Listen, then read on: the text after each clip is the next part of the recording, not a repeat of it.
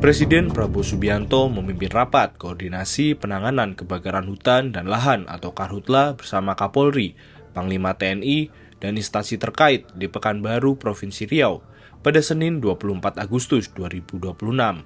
Dalam rapat tersebut, Kapolri Jenderal Listio Sigit Prabowo memberikan ide mengenai metode pemadaman Karhutla menggunakan bahan alternatif berupa tepung atau bubuk pemadam. Jadi yang kita bawa nanti dari helikopter atau dari mana pesawat yang kita tebarkan tepung itu. Izin Pak. Kalau yang kemarin kami ke Bapak itu kan bentuknya tepung yang dalam bola-bola itu Pak. Ya. Itu untuk api kecil. Tapi sebenarnya yang api besar itu gimana? Api besar tergantung ininya Pak, tergantung besarannya, size-nya, volumenya. Tapi ada juga yang model disemprot Pak. Disemprot itu dia juga apabila ada panas, terus kemudian dibakar, dia juga bisa menghalangi untuk supaya tidak mudah terbakar Pak. Itu tinggal di riset saja. Oh gitu. Terima kasih. Di tengah inovasi pencarian metode pemadam yang lebih efektif tersebut, langkah tegas untuk memburu aktor korporasi pemicu Karhutla juga terus digencarkan.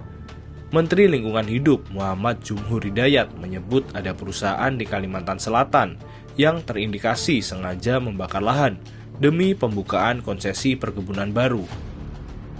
Jumhur mengungkapkan hal tersebut saat meninjau lokasi Karhutla di Jalan Kurnia Ujung, Kelurahan Landasan Ulin Utara, Kecamatan Liang Agang, Banjarbaru, Kalimantan Selatan, Senin 24 Agustus 2026.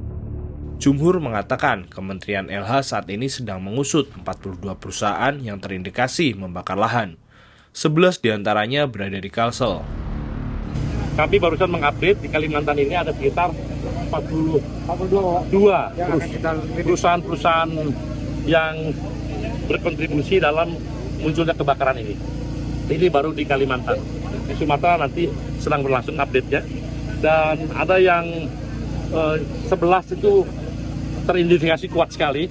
Dia memang melakukan hal yang tidak terpuji itu.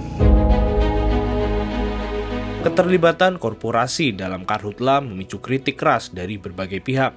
Ulil Arta dari Wahana Lingkungan Hidup Indonesia atau WALHI mendesak kementerian dan lembaga terkait untuk segera bertindak nyata, mengeksekusi instruksi Presiden. WALHI juga mencatat bahwa banyak titik api justru terdeteksi di dalam wilayah konsesi perkebunan kelapa sawit.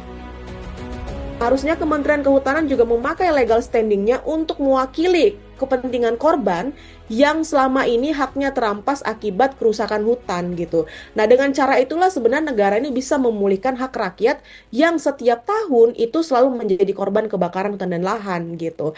Nah, yang mau kami bilang juga adalah meskipun nanti akan ada pencabutan izin gitu ya kan, kami menanti sebenarnya ada pencabutan izin, tetapi pasca itu kami harus menegaskan hal yang terpenting itu adalah bagaimana pertanggungjawaban korporasi untuk memulihkan ekosistem itu juga ditagih oleh negara. Dan kami juga menolak ya Bang, pencabutan izin ini lalu kemudian izinnya diserahkan lagi kepada entitas lain ya, karena kalau kita melihat proses penegakan hukum dalam 1 tahun terakhir setidaknya pencabutan izin itu tidak diikuti dengan pemulihan lingkungan dan pemulihan hak rakyat. Justru pencabutan izin itu dipakai untuk kemudian mengganti pemain perusahaan. Nah kami nggak mau kalau ini terjadi, maka sebenarnya nggak akan ada yang berubah untuk beberapa tahun ke depan dalam konteks penanganan kebakaran hutan dan lahan. Ekosistem gambutnya tetap rusak, tetap rentan terbakar, dan lain sebagainya. Wacana penggunaan bubuk pemadam mungkin patut diapresiasi.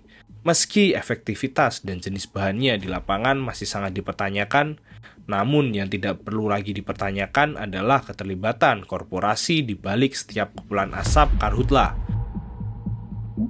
Pemerintah harus ingat, bereksperimen dengan metode pemadaman baru sah-sah saja, tetapi hukum tidak boleh dijadikan bahan uji coba.